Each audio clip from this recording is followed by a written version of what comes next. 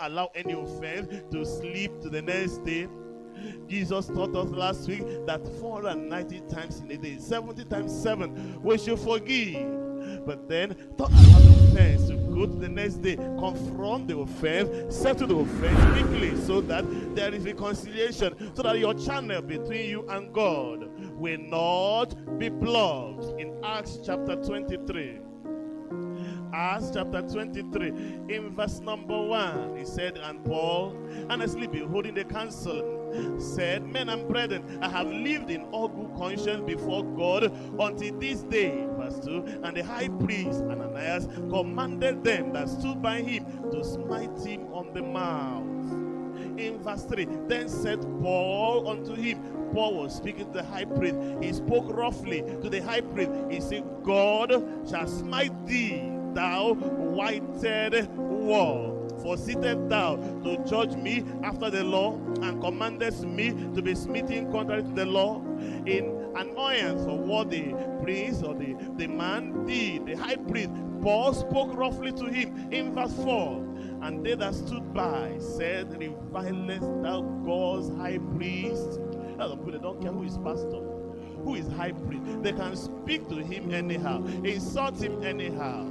They can speak. He's not a human being like me. Yeah, he's a human being. But God respects the office of the high priest. And even though the high priest was not even a righteous high priest, yet he was a persecutor. He was aligning with the persecutor against Paul. Yet he deserved his respect. And the high priest, you know, they speak against the president, the leader of the nation. They can curse him, abuse him, say anything to him.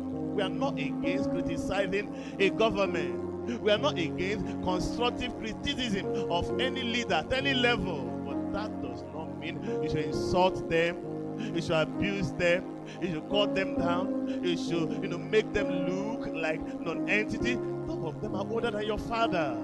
Some of them as old as your father. Why will you be insulting another man because he has offered to lead a nation, a state, or a constituency? You shouldn't insult them if they're not doing well, and you have the opportunity to correct them, advise them, counsel them, criticize constructively.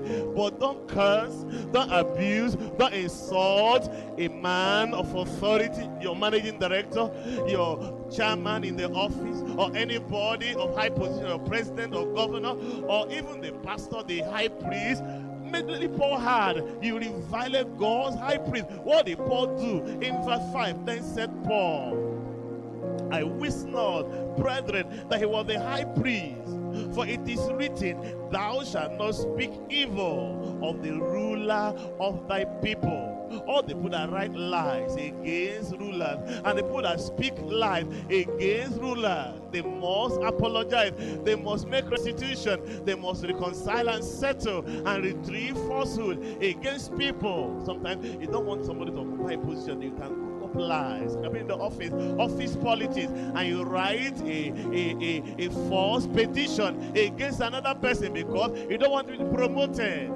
If you believe and you repent, you need to make restitution. You cannot call down other people, malign other people, damage the reputation of other people intentionally to hurt them. That requires you, if you claim that you're a believer, to come and reconcile and make sure there is settlement and make sure there is harmony. I pray for somebody there today. This lesson will sink deep in our heart.